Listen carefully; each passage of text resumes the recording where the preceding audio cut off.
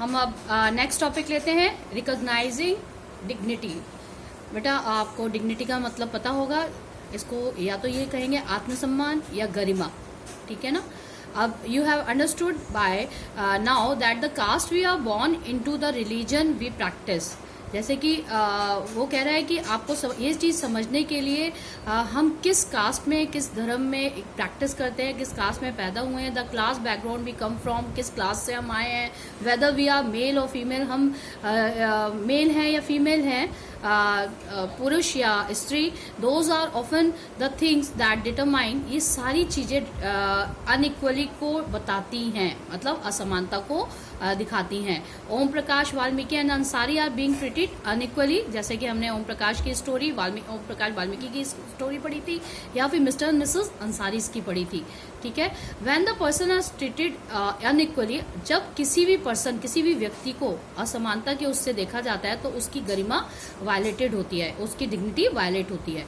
The dignity of both Om Prakash Valmiki and the Ansaris was violated because of the way in which they are treated by picking home on him and the making him sweep the school. Because of his caste, Om Prakash Valmiki's schoolmates and teachers hurt his dignity badly and made him feel if he was less than equal to all other students. इन सबको ये दिखाया जा रहा था, जैसे कि ओम प्रकाश वाल्मीकि को school में दिखाया जा रहा था कि आप लोअर कास्ट से बिलोंग करते हैं, आप पुअर हैं, आप इसलिए आपको इस तरीके से ट्रीट किया जाएगा, ठीक है। आगे कह रहे हैं कि Om Prakash Valmiki could do very little about the situation. Om Prakash Valmiki इस सिचुएशन के लिए बहुत छोटे थे। It was the father who on seeing his son sweep, जब उनके पिताजी ने उनको देखा, बेटे को देखा कि वो छोटा सा मेरा बेटा स्कूल को साफ कर रहा है, फेल्ट एंग्री, वो बहुत गुस्से में आ गए थे और उन्होंने टीचर्स को कन्फ्रंट किया था कि इसी तरह से अंसारी डिग्निटी, जो अंसारीज थे उनकी भी गरिमा को चोट पहुंची थी जब उन लोगों ने मकान मालिक ने उन्हें अपार्टमेंट देने के लिए मना कर दिया था उनकी रिलीजन को देखते हुए।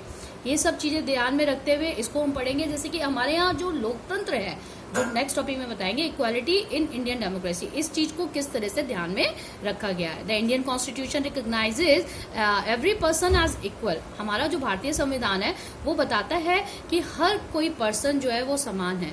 This means that every individual in the country including male and female persons from all castes, religions, tribes, educational and economic background and recognized as equal.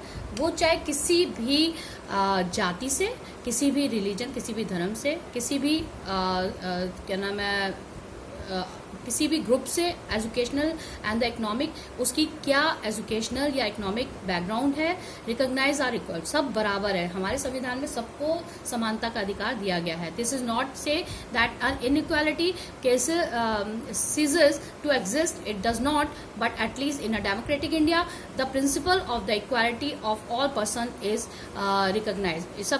इन सबको ध्यान में रखते हुए हमारे जो प्रिंसिपल्स बनाए गए हैं, सिद्धांत बनाए गए हैं, सॉरी, यहाँ पे no law exist to protect people.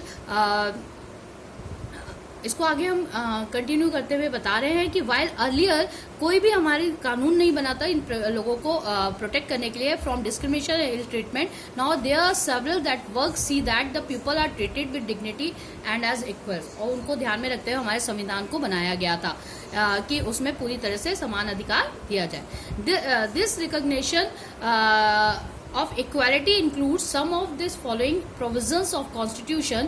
First, and the every person is equal before the law. हमारे संविधान में यह बताया गया है कि कोई भी, किसी भी तरह का कोई भी व्यक्ति हो, वो पूरी तरह से, हमारा जो कानून बना, कानून के सामने सारे समान है। What this means is that every person from the president of the country, इसमें चाहे हमारे देश के राष्ट्रपति हों वो भी आएंगे, चाहे वो कांता हो, domestic worker, has to obey the same laws. इनको सबको एक ही जैसा कानून का पालन करना पड़ेगा। Second, no person can be discriminated against on the basis of their religion, race, caste, place of birth और वेदर दे आर फीमेल और मेल। ये सारी चीजें ध्यान में रख के हमारे संविधान में सबको समानता का अधिकार दिया गया है। अब वो कह रहा है कि all persons can publicity available wells, सबको कुओं से पानी खींचने का अधिकार है, रोड पे चलने का अधिकार है, बाथिंग घाट किसी भी घाट पे नहाने का अधिकार है। Fourth, untouchability has been abolished. ये मेन पॉइंट्स हैं, ये मेन पॉइंट्स हैं आपके कि सबको इस तरीके से समान का अधिकार, किसी को भी किसी के भी डिग्निटी को कहीं भी अबॉलिश होने का मौका नहीं दिया गया है। The two ways in which the government has tried to implement the equality equality as guaranteed in the constitution is first through laws and the second through government programs or schemes had disadvantaged communities। यहाँ पे हमारे संविधान में बहुत सारे programmes को चलाने के लिए बोला गया है जिसमें कि इस तरह की जितनी भी कम्युनिटीज़ हैं या फिर जितने भी रिलीजन हैं या कोई भी जिस तरीके से आते हैं, इन सबको सरकार ने स्कीम के द्वारा समानता का अधिकार देने की कोशिश की है। देयर आर सेवरल लॉज, बहुत सारे कानून बनाए गए हैं। Right to treated equally. In addition to laws the government has also set up several schemes. इन लॉज को ध्यान में रखते हुए बहुत सारी स्कीम्स को सरकार ने बनाया है to improve the lives of communities. इन सारे लोगों की लेवल को उठाने के लिए कम्युनिटीज को, individual who have been treated unequally, जो जिन लोगों को अनइक्वली फेस करना पड़ता है। These schemes are to ensure greater opportunity for people who have not had this in the past, कि जो चीजें पहले पास्ट में हुई थी वो चीजें दोबारा से दोहराई ना जा सके। One of the step taken by the government includes the mid day meal scheme. इसमें गवर्नमेंट ने बहुत अच्छी एक मिड डे मील स्कीम चालू करी है जिसके जरिए जो ये लोअर कम्युनिटी होती है जो बहुत गरीब होते हैं, वो अच्छे स्कूलों में नहीं पढ़ सकते, इसलिए सरकार ने सरकारी स्कूल बनाए हैं जिसमें उन्होंने एक ऐसी स्कीम रखी जिसके जरिए, जैसे कि आपने देखा होगा कि स्लम एरियाज में माँ बाप दोनों के दोनों अर्निंग करने चले जाते हैं और बच्चे जो है वो घर पे रह जाते हैं। अब माँ बाप जो सुबह जाके शाम को आएंगे जब माता पिता, तो उन बच्चों को भूखा रहना पड़ता है। तो गवर्नमेंट ने ऐसी स्कीम चलाई जिसमें कि बच्चा स्कूल में आए और स्कूल में उन्हें खाना भी मिले 2 टाइम का, सुबह आते ही नाश्ता और दोपहर का खाना मिले, जिसके कारण जिसको मिड डे मील का नाम दिया गया है। तमिलनाडु जो है वो first state in India, Bharat में सबसे पहला प्रदेश है जिन्होंने इंट्रोड्यूस दिस स्कीम, जिसने 2001 में ये स्कीम को चालू किया था। Supreme court asked all state governments to begin this. Supreme court ने सारी सरकार को सारे राज्यों में इस स्कीम को चलाने के लिए बोला और this programme in their school within 6 months, 6 महीने के अंदर उसको चालू करने के लिए बोला 2001 से। This programme has to be many positive effect. इसका बहुत बड़ा इफेक्ट पड़ा जिसके कारण teachers reported their earlier children would often go home for lunch then not return to school. Teachers ये फेस करते थे कि कितने बच्चे लंच के टाइम अपने घर चले जाते थे, तो वापस स्कूल में नहीं आते थे। तो इसका ये प्लस पॉइंट हुआ कि जो गरीब बच्चे थे वो स्कूल में आना शुरू हो गए, रेगुलर हो गए। ठीक है, आगे कह रहे हैं ये Dalit women have been employed to cook a meal, mid day meal programme also have. इसमें यहाँ पे दलितों को काम भी दिया गया, जिसमें खाना बनाने का काम उन औरतों को दिया गया जो दलित कम्युनिटी से बिलोंग करती थी। हंगर ऑफ पुअर स्टूडेंट्स, जो गरीब होते थे उनकी भूख मिटाई जाती थी। वो often come to school can not concentrate because their stomach are empty, क्योंकि उनके भूख लगती रहती थी जिसके कारण वो अपनी पढ़ाई में ध्यान नहीं दे पाते थे। While the government programmes play an important role of increasing equality of opportunity. Government ने बहुत सारे प्रोग्राम्स चलाए जिसमें while the mid day meal आ गया एक मेन, तो और फिर increase enrolment attendance of poor people, poor children in school. और उसमें उन्होंने देखा कि जो गरीब बच्चे हैं उनकी अटेंडेंस बढ़ने लग गई। इसमें ये कह रहे हैं कि there continues to big differences in our country between schools that the rich attend and those that the poor attend. यहाँ पर भी हमारे बहुत फर्क दिखाई देता है हमारे देश में कि जो रिच लोग होते हैं उनके बच्चे जो है वो रेगुलर स्कूल जाते हैं और पुअर लोग अटेंड नहीं कर पाते हैं। In which Dalit children like Om Prakash Valmiki are discriminated against the treated unequally.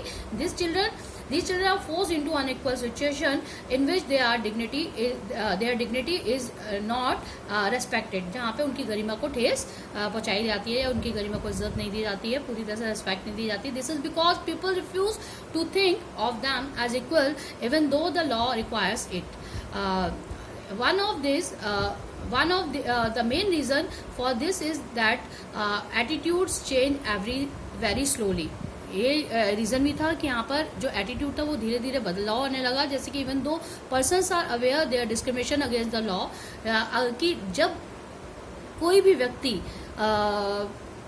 शिक्षा प्राप्त करता है तो उससे उनको ये भी बताया जाता है कि आपके पास आपके संविधान ने आपको क्या अधिकार दिए गए हैं. इससे उनको पता लगने लगा कि हमारे कास्ट के बिहाफ पे हमें क्या क्या अधिकार दिए गए. उनके बेसिस उनको बोला गया कि they continue to treat people unequally on the basis of their caste, religion, disability, economic status and because they are women. और जिसमें कि औरतों से भी जो अधिकार छीने गए थे उनको भी ये चीज बताई गई. हमारे संविधान में इस चीज को भी सुधारा गया. It is only when people begin to believe that the no one inferior and that every person deserves to be treated with dignity.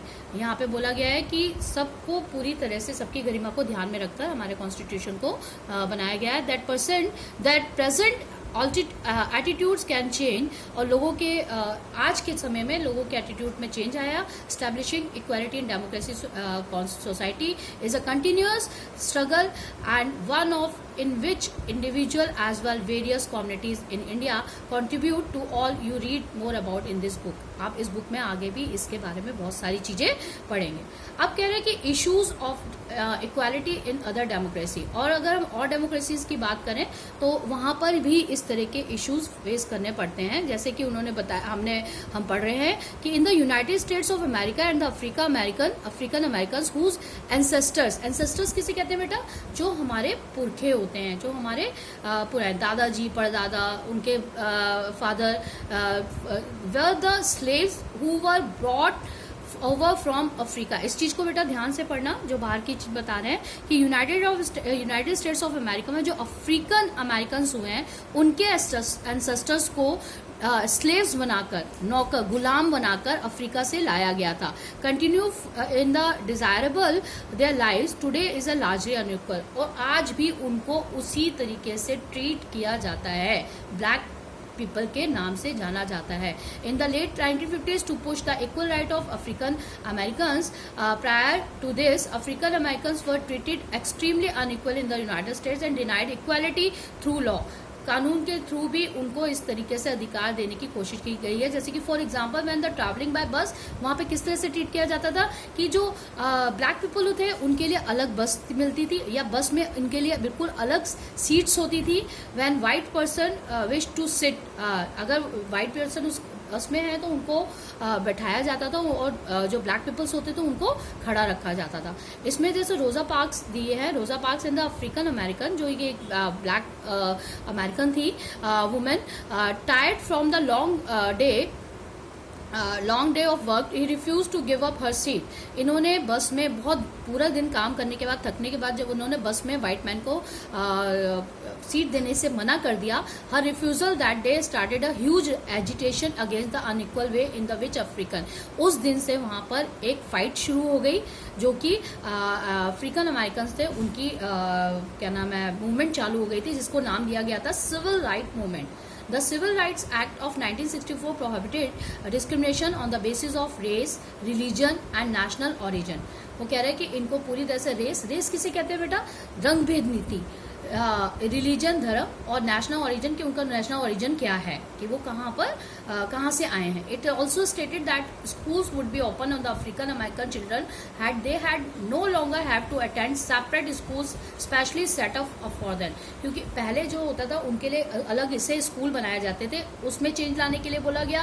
However despite this majority of African American continue to among the poorest in the country. उन्हें दिखाया गया कि majority, सबसे ज्यादा जिनकी थी, जो गरीब लोग थे, वो मोस्टली कौन थे? अफ्रीकन अमेरिकन थे. that have fewer facilities, poorly qualified teachers as compared as white student. ये भी यहाँ पर फर्क दिखाया जाने के लिए ट्रीट किया जाता था कि जो क्वालिफाइड टीचर्स थे उनको वाइट स्टूडेंट्स को दिया जाता था, और प्राइवेट स्कूल्स दिए जाते थे उनको, और live in areas where the government school are highly rated as private school. और जो प्राइवेट स्कूल्स होते हैं वो बहुत हाईली रेट्स होते थे. ये सारी चीज़ें इसके थ्रू आपको इक्वलिटी चैप्टर में पढ़ने में हेल्प मिलेगी। अब इसमें देखो ये बताया हुआ है, except the article number 15 of the Indian constitution. इसका बहुत जरूरी पार्ट है बेटा, इसके बारे में आपको आर्टिकल नंबर 15 के बारे में हमारे संविधान में जो सुविधाएं दी गई हैं उसका पता होना चाहिए। ये बोल रहे हैं कि prohibition of discrimination on the ground of, यहाँ पर इसको मना किया गया है, इसको मना किया गया है, इसको डिस्क्रिमिनेशन को मना किया गया है। किसके आधार पर? धर्म के आधार पर, रंगभेद के आधार पर, जाति के आधार पर, सेक्स के आधार पर, या प्लेस ऑफ बर्थ की कहाँ आप पैदा हो उसके आधार पर। The state shall be discriminate against any citizen, कोई भी राज्य किसी को भी डिस्क्रिमिनेट नहीं कर सकता any citizen on the ground of ये सारी चीजें, ठीक है ना, religion, race, caste, sex, place and the birth of any of them. No citizen shall, on ground of only of religion, sex, caste, sex, place of birth, any them, be subject to any disability, liability, restriction and condition with regard to access to shops, public restaurants, hotels, places। किसी भी तरीके से किसी भी citizen को, नागरिक को इस तरह की चोट ना पहुंचाने का बोला गया है, चाहे वो किसी भी शॉप पे खड़ा हो, चाहे किसी रेस्टोरेंट में जा रहा हो या होटल्स में जा रहा हो या फिर किसी भी एंटरटेनमेंट की प्लेस पे जा रहा हो। और द यूज ऑफ वेल्स, किसी भी तरह से कुएं यूज करने का, वेल्स कुएं, tanks, bathing ghats, roads, places and the public resort maintain wholly a part of out of state funds, state funds and dedicated to the use of general. ये सारे अधिकार दिए गए हैं हमारे डेमोक्रेसी में, लोकतंत्र में। अब ये नया एक और टॉपिक है, चैलेंज ऑफ डेमोक्रेसी। इसको किस तरह से चैलेंज मिल रहा है? No country can be described as being completely democratic. हम अगर किसी भी देश की बात करें तो वो पूरी तरह से लोकतांत्रिक नहीं है। They are always communities and individual trying to expand the idea of democracy and push for a greater recognition of equality on the existing as well as new issues.